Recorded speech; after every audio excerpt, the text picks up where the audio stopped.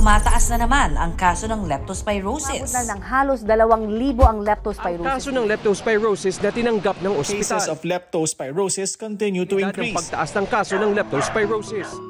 Tuwing tag-ulan, tila normal na tanawin na ang pagbaha sa maraming lugar sa bansa.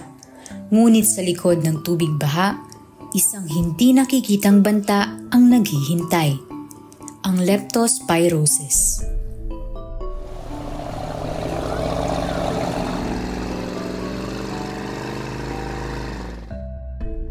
Si Mang Cardo, tulad ng karamihan sa mga manggagawa, ay hindi maiwasang lumusong sa baha upang makauwi.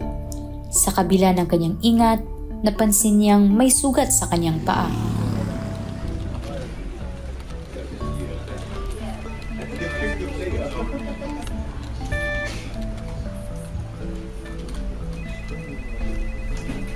Makalipas ang ilang araw, nakaramdam siya ng matinding lagnat, pananakit ng katawan, at paninilaw ng mata. Ito sir, kay bugnaw. Nangurog ko ato sir. Itong paganhipod na ako diri sa hospital, katong pagagabi. Kay lipong-lipong po ko ato. At ba na construction sir.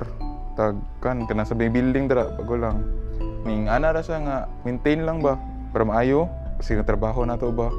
Si minusan na punta. Bana-bana na ako, katong ning aging simana. Katong, di ba nagbagyo? Sa atong tinabuan ako, kay ning taas mang tubig kalit. O kabantay. Kadto, ang lihok ra na ko ato, kay tiglimpyo ra ba? Kay mahuman na yun na.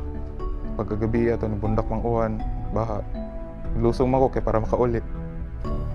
Ingon si Dr. Man ato, kay anak siya nga leptospirosis. Kuha lagi daw sa baha. Nga na, ihi daw sa ilaga. Nan kay ginan bitaw tika, hindi na mo anhig trabaho. Kailangan lagi kwarta.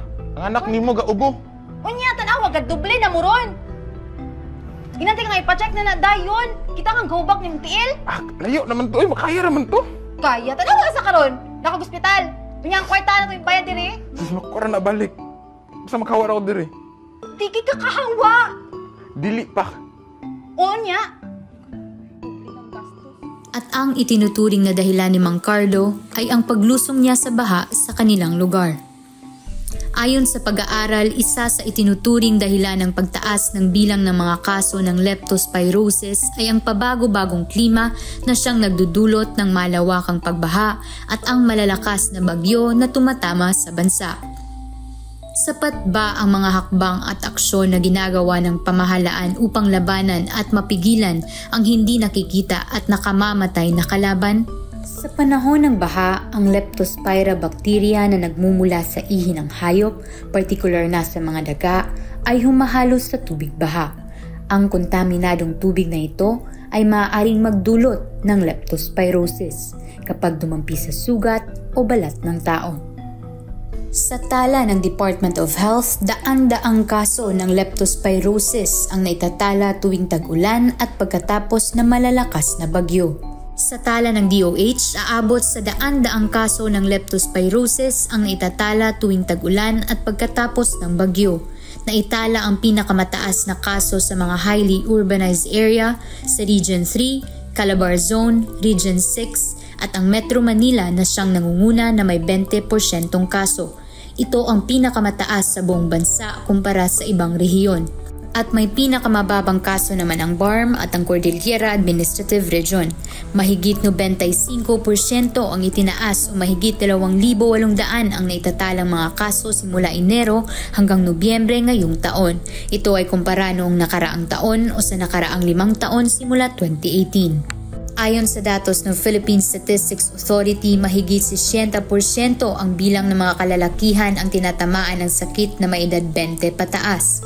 Ito ay kumpara sa mga kababaihan at ito raw ay konektado sa kanilang mga trabaho katulad na lamang ng pagiging construction worker, kolektor ng basura, sewer worker at marami pang iba na kadalasang nalalantad sa kontaminadong tubig. Ang leptospirosis ay madalas na pagkakamalang pangkaraniwang trangkaso. At kadalasan ng mga pasyente ay sinusugod na sa ospital kapag malala na ang kondisyon. Ito naman ay nagdudulot ng mga sakit kagaya ng pagpalya ng atay, ng bato at hirap sa paghinga. Ang leptospirosis ay hindi lamang problema ng kalusugan. ito rin ay problema ng kapaligiran. Ang maruming kapaligiran at tampak na basura ang nagiging pangunahing sanhi ng kontaminasyon ng tubig baha. Ang kalinisan ng kapaligiran ay mahalagang hakbang para maiwasan ang leptospirosis. Ngunit sapat ba ang ginagawa ng gobyerno at ng mga komunidad para labanan ang sakit na ito? Sir, sa tinuod lang gyud no, nabalaka gyud kay ko, naguol gyud ko, kay nato iyang kahimtang luoy kay siya. Sakit ko no kaayo. Nya akong anak pag gyud na pag gyud siya sakit karon. Manang kita kung magbaha gyud, magamping gyud ta, di gyud ta magtamak-tamak sa basa gyud. Samot nagnatay mga samad sa tiil. Magsuot gyud ta og tsinelas or botas no. Ana man tong doktor kaganiha nga patumaron na daw siya tambal para ma-okay daw siya, pero isod kaayo kay wa mi kwarta. Luoy kayo ang papa. Ang Department of Health ay patuloy na nagbibigay ng impormasyon tungkol sa tamang kalinisan at mga hakbang para maiwasan ang leptospirosis, tulad na lamang ng pagsusuot ng bota, ng guantes kapag lumulusong sa baha, lalo na ang pag-inom ng prophylaxis kapag nalantad sa maruming tubig. Itong lepto kasi, matagal na nating problem na hindi na-address. Actually, sa totoo lang, the failure has been in the past. Ang feeling ko, dapat yung lepto na education. Matapos ang ilang linggo ng gamutan, si Mang Cardo ay nakarecover. Ngunit natutunan niya ang kahalagahan ng tamang pag-iingat at kalinisan sa kanyang komunidad. Ang leptospirosis ay isang hamon na kayang labanan ng bawat isa sa pamamagitan ng tamang kaalaman, disiplina at pagkakaisa. Sama-sama nating itaguyod ang malinis na kapaligiran at wastong kalusugan para sa isang ligtas na kinabukasan. Ang leptospirosis ay magagamot kung maaagapan.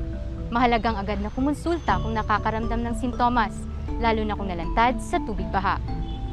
Sa kabila ng panganib, may pag-asa kung tayo magtutulungan.